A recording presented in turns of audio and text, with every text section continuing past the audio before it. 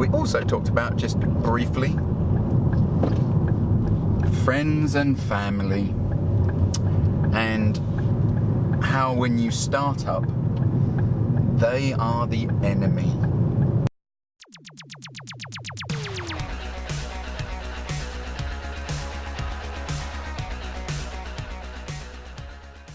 Today I'm going to see two organisations, one this morning, one this afternoon.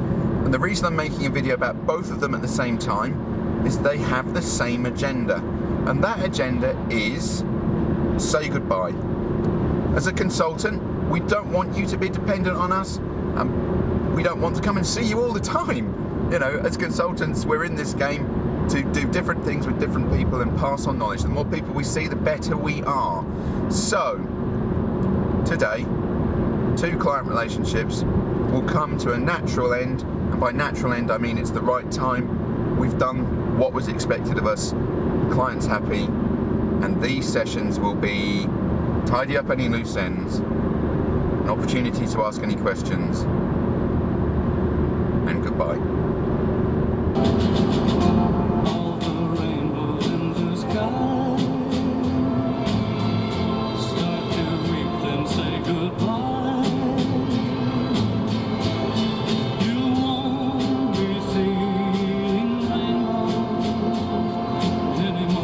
Okay, I've just left my first goodbye meeting and that didn't work. We didn't say goodbye at all. What happened is I turned up, met the business owner. He said, let's go to Costa Coffee. I, of course, said yes. And we went to spend 3 hours in the local service station talking about the future of his multi-million-pound company over a chocolate brownie. Which, believe it or not, is not that uncommon. Now, what happened in those 3 hours? The usual. You know, I've worked with him before, so we've reached the point where I turn up, there is no agenda, and he says, these are the things I want to talk to you about today. It's how I feel, it's how I think, it's issues I'm worried about, it's gut feels about the business I'm not sure about. As an example, he's negotiating with a major supplier. Literally, the company is built on the relationship with this supplier, and they've come back to him and said, we'll sign a new 3-year contract, but you have to commit to 15% unit sales. Now, he would have done that, and he said he would have done that in November before the exchange rate issues, which of course meant he had to put his prices up to maintain his margins. But he can't do that now. He hasn't told them that yet. And so he wants to go back, and he wanted to say 5%.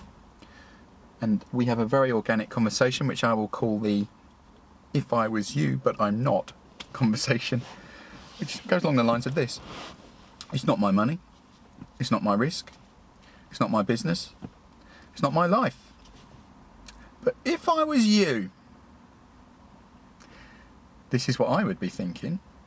And that would be, coming to 5% from 15 is too much of a leap. You know, what could you really do? You know, you obviously built in some insurance there. What is the true percentage, the maximum you'll commit to? He said 8. I said, well, that's better, isn't it?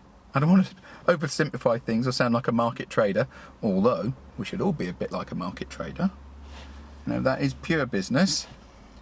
Then I said, you know, they start with 15, you start with 5, you end up at 8, everyone's happy. That is kind of how it always goes, is, you know, I ask for that, you offer me this, we meet in the middle. In fact, I can't think of a single deal ever where that did not work. Get someone to commit, I offer mine, we meet in the middle. Always agreed. So 8% was what we came back with. Now, what actually happened there? Well, nothing. I didn't do anything. I just said, if I was you, it's not my business, it's not my risk, not my money, not my life. But if I was you, this is what I would be thinking. And that is actually a valuable, he says, input. Now, I didn't do anything. I didn't write anything down. I didn't do any consultancy, really. I am just somebody he can speak to, his words, outside the business, who has experience of other businesses, and he can run his gut feelings by his worries, his concerns, his opportunities, and get a second opinion and evolve his thinking. We then talked about whether to recruit a sales manager, a bit more tactical. And finally, we came up with one other thing that I wasn't sure about, which was, I want to take on a new product, but I think it will upset the larger customer. Should I do it or shouldn't I do it? It's a big opportunity, I can make a lot of money. And, I said, it's not my money, it's not my risk, it's not my business, not my life. But if I was you, this is what I would do.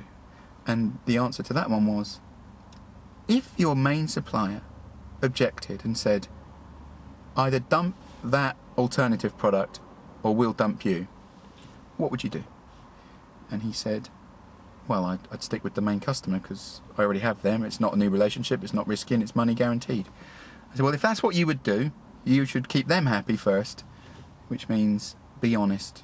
He's always been honest. He's a very ethical businessman, actually. I said, be honest. If that's what you should do, tell them. And if they turn around and say, we're not comfortable with that, don't do it. It's not my money, it's not my business, it's not my risk, not my life. But if it was me, that is what I would do. I would make sure my main customer was happy.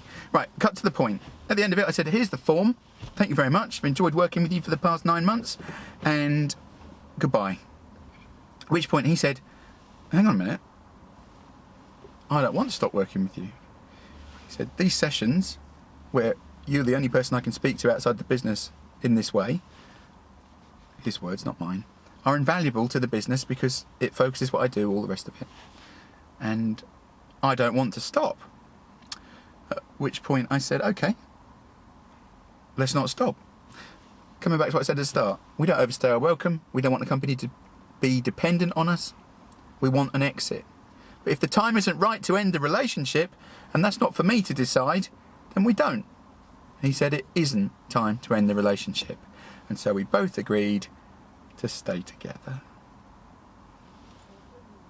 Which is fine with me, as long as he's still getting value. I'm not going to end something just for the sake of ending it, if they still value the relationship.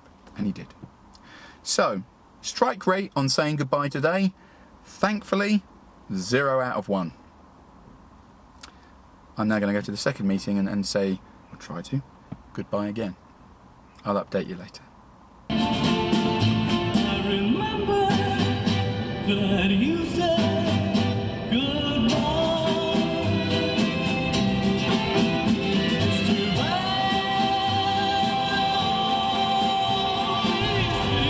I am now leaving my second goodbye meeting. And that was 2 hours in Starbucks. This is a great day. Oh dear. I've drunk a lot of coffee. Bear with me. So, what happened today?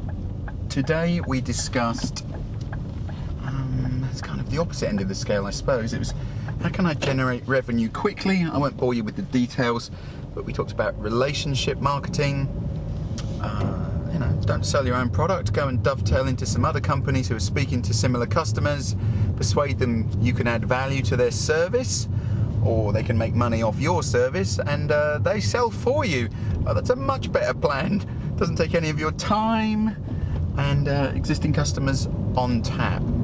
Okay? So we talked about that. We also talked about, just briefly, friends and family, and how when you start up, they are the enemy. They are not useful people to know. That's a bit harsh, but they're not. Because A, you can't trust them. They will say something's good even if it's not. That's no good to you. And secondly, they knock you down on price all the time. This friends and family rate, which basically means either free or much cheaper than you should be charging for it. And in the end, you find yourself not making money. So I like friends and I like family, but in business, I don't want them.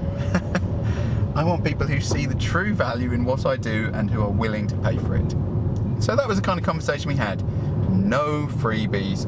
Preferred rate, maybe, but no freebies. Right. Let's get back to the point of this video. Did we say goodbye or not? Actually, we did. We reached the point where we've come to the end of the time that has been paid for, and coming back to what I said, really, there are no freebies.